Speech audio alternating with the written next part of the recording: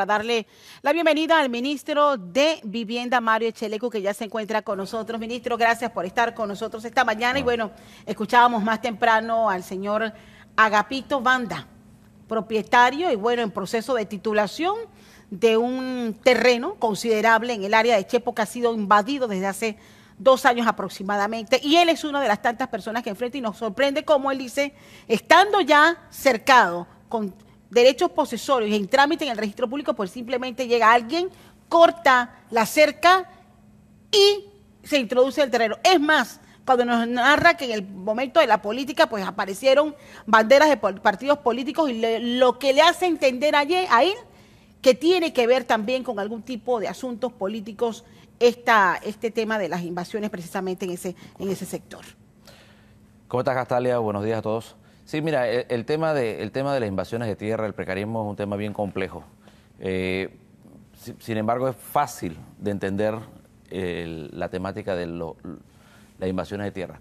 Tú te encuentras situaciones como la del señor Agapito, que son situaciones que tienen más o menos 2 años y medio. Y así hay varias invasiones a nivel nacional, que coinciden muchas veces con los tiempos electorales.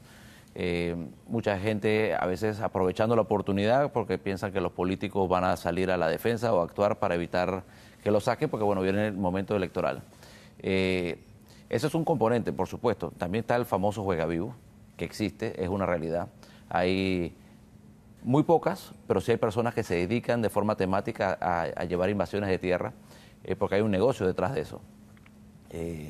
A mí me da risa porque me han mandado imágenes incluso que suben a la venta en el Facebook, personas que venden terreno que lo he limpiado hace 2 años en $1.500, por ejemplo. O sea, y te muestran la foto del terreno con y que no les pertenece. Y que no le pertenece. ¿Cómo logra una persona hacer este tipo de cosas? Estas son cosas que nosotros, por supuesto, vamos actuando legalmente como ministerio porque tenemos la responsabilidad de hacerlo.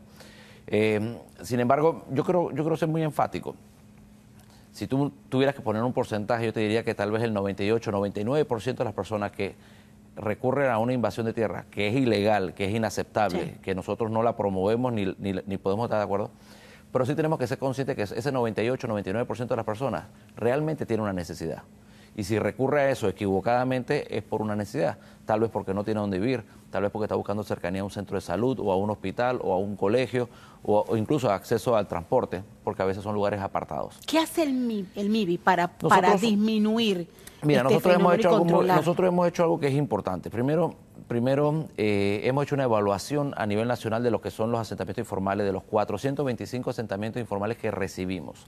Y de eso nosotros logramos dividir esto en 4 grupos, donde alrededor de 125 asentamientos ya están en programación, o han sido legalizados o van a ser legalizados a la finalización del 2017, porque eso lleva un proceso legal, cerca de 125. Hay otro colchón importante como de 200 asentamientos que está en una revisión legal para ver si en efecto califica o no califica.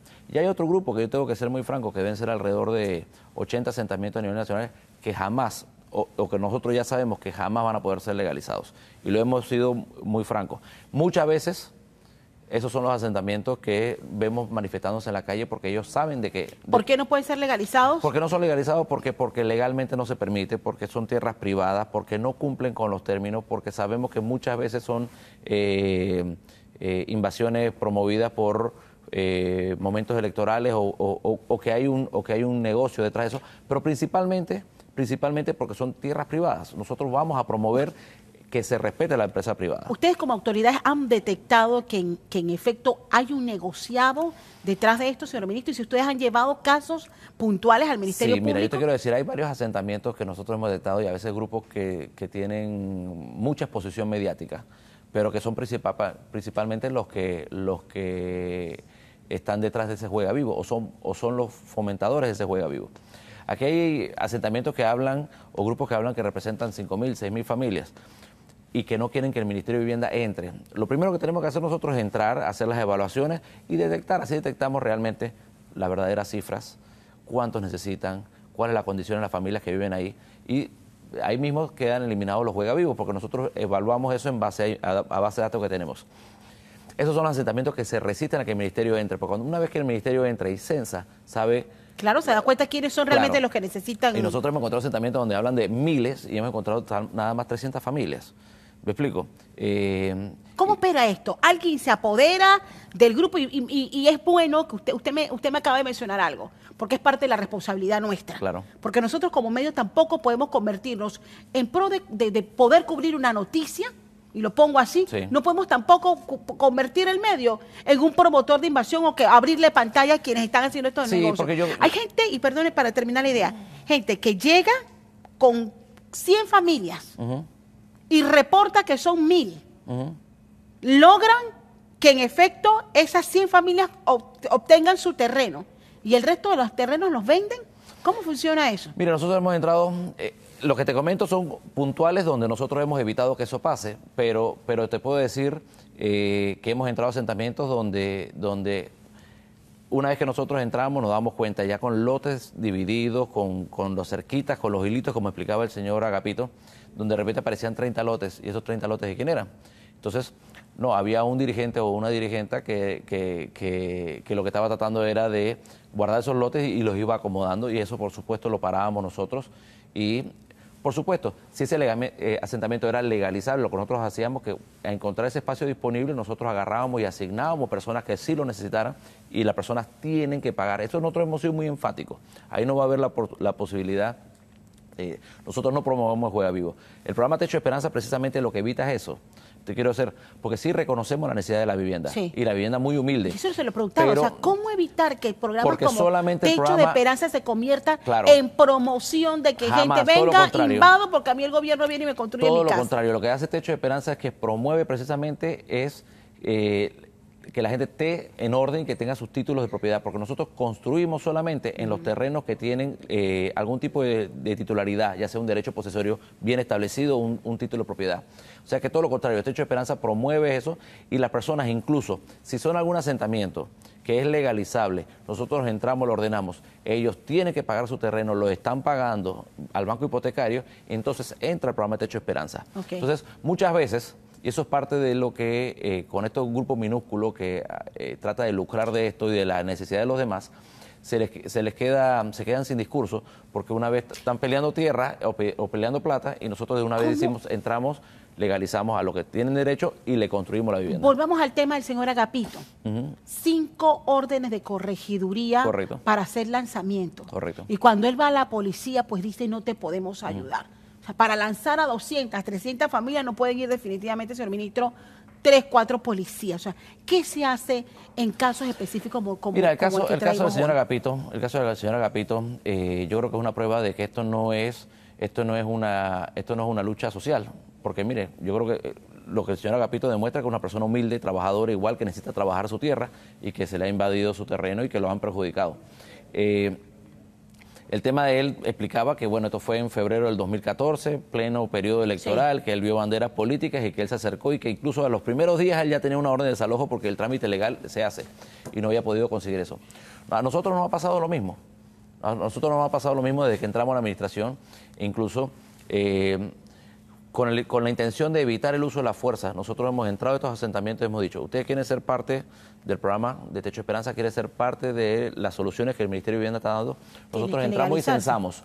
Pero si nosotros somos muy francos, si ese es un terreno privado que no se puede asignar, que no le vamos a patrocinar que lo invada, le decimos, tienen que salir. Lo mismo, acabamos de lograr hacerlo ahora mismo en Chiriquí.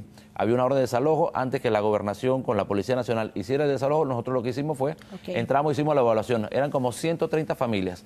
110 salieron de forma voluntaria porque entendieron el mensaje. Ya nosotros, las otras 20, ya la policía las tuvo que sacar. Vamos a hacer algo, ministro. Las redes están encendidas, hay mucha gente opinando. Vamos con Gretel a conocer qué es lo que opina la gente y regresamos con esta entrevista al ministro de Vivienda. Gretel. Así es, Castalias, todos opinando con este tema y la pregunta, ¿qué hay detrás de las invasiones de tierra? ¿Política, negociado o necesidad? Compartimos de inmediato esos mensajes al Twitter, @TVN Noticias. Voy a rescatar la opinión de Silvia Zamudio, quien escribe lo siguiente con la etiqueta Invasiones Tierras. Sinvergüenzura, ley del menor esfuerzo, estudien, trabajen y compren su casa como el resto de los mortales. Por otro lado, Juan José Oón, vamos a tomar este tuit. Dice, la necesidad no justifica la ilegalidad, hay de todo un poco. No se ha mencionado juega vivo. Abby Austin también ha escrito y dice, no se puede justificar la ilegalidad, se adueñan y venden, políticos apadrinan por votos, mal como sea. Por otro lado, Patricio Merelo ha escrito esto, dice, lo que hay es delincuencia, no deben patrocinar el robo de tierras. ¿No hay autoridad en Panamá? Es la interrogante que deja el plasmada en el tuit. Vamos acá con Luz, que está un poco molesta, y ya finalizo con este mensaje. Dice, negociado y sinvergüenzas. Hace una denuncia en Altos del Moraga, en David, también invadieron y ninguno de esos ladrones necesitaba. Fuertes términos, hace referencia la joven Luz, ahí en el Twitter, que nos hace llegar a nuestro Twitter, @TVN Noticias. Usted continúa enviando sus mensajes. Voy a regresar contigo, Castalia. Yo sé que a veces suena, a veces cae mal cuando uno se pone de ejemplo, pero yo siempre digo y lo digo con orgullo. Cuando yo empecé a ganar $400, que fue el salario más alto que tuve en mi momento cuando empecé a trabajar como reportera, lo primero que hice fue comprarme mi casa en Don Bosco. Claro. Me compré mi casa en Don Bosco, que es la casa que tengo hoy día. Entonces, es verdad que comparto lo que opina mucha gente en las redes. No, lo compartimos todos. Mire. Ministro, ¿qué se está haciendo? Usted hablaba de 400 y tantos... 25 asentamientos. De esos ya hay un grupo que ha sido legalizado, pero que hay 90 aproximadamente que ustedes tienen que definir. Mira, qué va a pasar porque son ilegales. No, te explico nuevamente. De esos 125 hay te voy a ser exacto, 132 que van a ser, que ya están siendo legalizados y que hay una hoja de ruta para el 2017, todos esos 132 asentamientos queden totalmente legalizados. Hay un colchón que están en alrededor de 200 que están siendo evaluados legalmente, la posibilidad de pasar al primer grupo o pasar al tercer grupo. El tercer grupo, que es lo que te decía, que son cerca de 80, que nosotros ya sabemos que no pueden ser legalizados, que ellos han sido notificados, que ellos tienen que salir y que no hay una gestión legal posible del MIBI para poder asistirlos a ellos. Entonces, pero tenemos una responsabilidad social, porque yo comparto lo que dicen las redes sociales y lo que muchos opinan ahí. O sea, hay que hacer un esfuerzo, se presta el juega vivo, además generar un malestar, porque es un poco desconsiderado a veces la forma en la que ellos quieren manejar estos temas, algunos de los asentamientos, que cerrando calles, incomodando a los demás, y eso no es justo, eso no es correcto. Pero hay otros que sí tienen necesidad. Entonces, nosotros no podemos como Estado mirar para otro lado, tenemos que atender la necesidad esa, y eso sí, pero también tenemos la responsabilidad de que si hay un juega vivo detectado, tenemos que denunciarlo. Y ¿Han detectado ustedes políticos en esto también? Sí, sí lo hemos detectado. Sí lo hemos detectado, y a mí me ha tocado tener esas conversaciones incómodas, y eso es algo que el presidente ha sido muy enfático, eso no lo vamos a tolerar. Pero hay que denunciarlo también, así como aquel que vende el terreno. Sí, nosotros hemos... Bueno, es que sabemos cuando hay la mano o no política, pero de eso a poder tener una prueba así, un documento, no es lo mismo. Entonces, se maneja y se trata de resolver. Y en efecto, sí, hay muchos asentamientos que han nacido así, han nacido por obra de la gestión de un representante o un alcalde o un diputado. Mensaje final, ministro. Bueno, yo le quiero decir lo siguiente. Sí hay un plan muy organizado y entendemos que, mire, estamos hablando de alrededor de 600.000 personas que viven en asentamientos informales en este país. No podemos pensar que hay 600.000 sinvergüenzas. Yo creo que tenemos que entender que en efecto sí hay una necesidad que no nace de hace 10 días para acá. Hay un problema que tiene 50 años en este país. Y para eso consisten los esfuerzos que estamos haciendo como Ministerio de Vivienda para la construcción de viviendas masivas y legalizar. Y eso sí, conversar con las comunidades, darles alternativas y explicarles que la invasión de tierra no es una opción. La invasión de tierra es ilegal y no la vamos a apadrinar. Sin embargo, van a encontrar la mano amiga del Estado en darle beneficios y darle la posibilidad de que ellos puedan adquirir su vivienda. Mario Echelecu, ministro de Vivienda, esta mañana con nosotros abordando este tema de la invasión de tierras y los problemas que siguen enfrentando miles de personas.